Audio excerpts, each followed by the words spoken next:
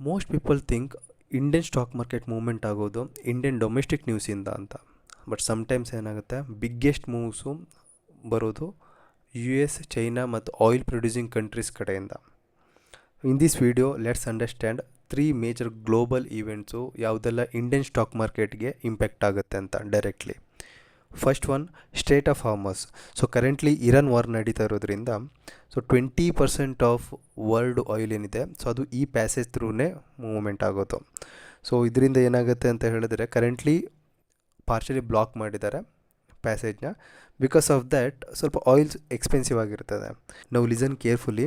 85% of oil ಏನಿದೆ India other ಕಂಟ್ರಿಯಿಂದ import ಮಾಡ್ಕೊಳ್ಳುತ್ತೆ. RBI ಏನು ಅಸ್ಯೂಮ್ ಮಾಡುತ್ತೆ ಅಂದರೆ, ಈ ವರ್ಷ $85 ಇರ್ತದೆ ಆಯಿಲ್ ಪ್ರೈಸು ಅಂತ. But it's already $105 Brent crude oil ಬಂದು. ಸೊ ಇದರಿಂದ ಏನಾಗುತ್ತೆ, ಎವ್ರಿ $10 ಜಂಪ್ ಆದಾಗೆ ಆಯಿಲ್ಗೆ 40 ಪೈಸೆ ಇನ್ಫ್ಲೇಷನ್ ಆ್ಯಡ್ ಆನ್ ಆಗ್ತಾ ಹೋಗುತ್ತೆ.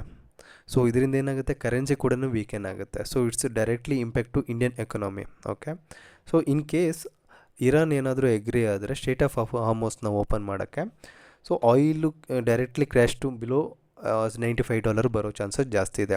ಇದರಿಂದ ನಿಫ್ಟಿಗೆ ಪಾಸಿಟಿವ್ ಬರುತ್ತೆ. ರಿಲೀಫ್ ರ್ಯಾಲಿ ಬಂದು ಮೋರ್ ದೆನ್ 24,000 ಕೂಡ ಕ್ರಾಸ್ ಆಗೋ ಚಾನ್ಸಸ್ ಇದೆ. ಇಫ್ ಇದೇ ಕಂಟಿನ್ಯೂಸ್ ಆಗಿಬಿಟ್ಟು ಆಯಿಲ್ ಪ್ರೈಸಸ್ ಏನಾದರೂ $110 ಅಬೋವ್ ಹೋದರೆ, Nifty definitely crash chances are there. 23,200 to 23,000 level break ಆಗೋ ಚಾನ್ಸಸ್ ತುಂಬ ಇದೆ. ಸೊ ಇದು ಏನಕ್ಕೆ ಈ ಥರ ಆಗುತ್ತೆ ಅಂತ ಹೇಳಿದ್ರೆ, because of inflation fear, as I explained before, and FI sellings continuations ಕಡೆಯಿಂದ. So on a daily basis ನಾವು ಕ್ರೂಡ್ ಆಯಿಲ್ ಪ್ರೈಸ್ನ ಚೆಕ್ ಮಾಡೋದು, ಇನ್ವೆಂಟ್ರಿ ಚೆಕ್ ಮಾಡೋದು ತುಂಬ ಇಂಪಾರ್ಟೆಂಟ್ ಆಗಿರುತ್ತೆ. ಇದು ಕೂಡ ಮೇಜರ್ ಇಂಪಾರ್ಟೆಂಟು, ಫಸ್ಟ್ ಪಾಯಿಂಟ್ ಇದು. Second, US inflation and Fed hikes ಬರುತ್ತೆ. ಸೊ ಓಕೆ, ಲಾಸ್ಟ್ ಮಂತಲ್ಲಿ US ಹೋಲ್ಸೇಲ್ ಪ್ರೈಸ್ ಜಂಪ್ ಆಗಿರೋದು around 6%.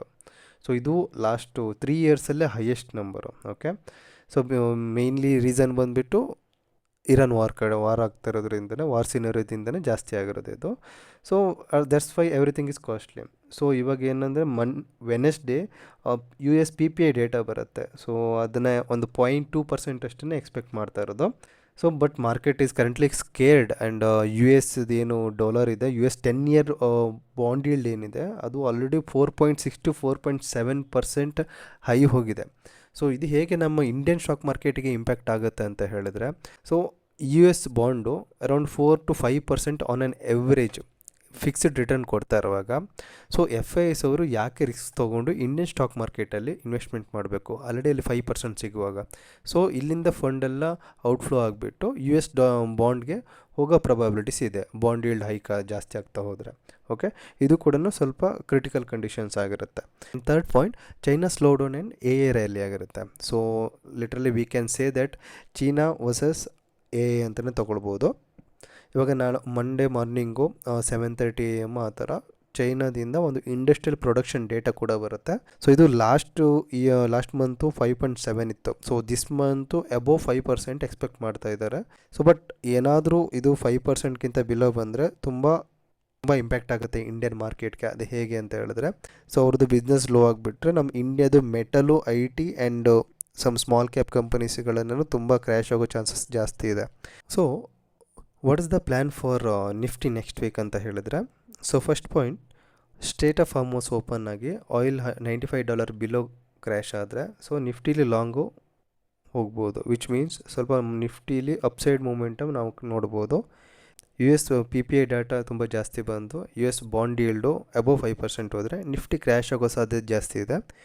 And one more thing, China week data ಬಂದು, which means if it is industrial production data ಏನಿದೆ, so ಅದು ತುಂಬ ಕಮ್ಮಿ ಬಂದು, ವಿಚ್ ಮೀನ್ಸ್ ಬಿಲೋ 5% ಬಂದರೆ, ಇಂಡಸ್ಟ್ರಿಯಲ್ ಪ್ರೊಡಕ್ಷನ್ ಡೇಟಾ ಏನಿದೆ ಅದು 5% ಬಿಲೋ ಬಂದರೆ, ಆ್ಯಂಡ್ ವಾರ್ ಇನ್ನೂ ಕೂಡ ಎಸ್ಕಲೇಟ್ ಆಗ್ತಾ ಹೋದರೆ ನಿಫ್ಟಿ ಇನ್ನೂ ಕೂಡ ಸ್ವಲ್ಪ ನೆಗೆಟಿವ್ ಬರೋ ಚಾನ್ಸಸ್ ಇದೆ. ಸೊ 2 ಸಿನಾರಿಯೋದಲ್ಲಿ ನೆಗೆಟಿವ್, 1 ಸಿನಾರಿಯೋದಲ್ಲಿ ಪಾಸಿಟಿವ್ ಇದೆ.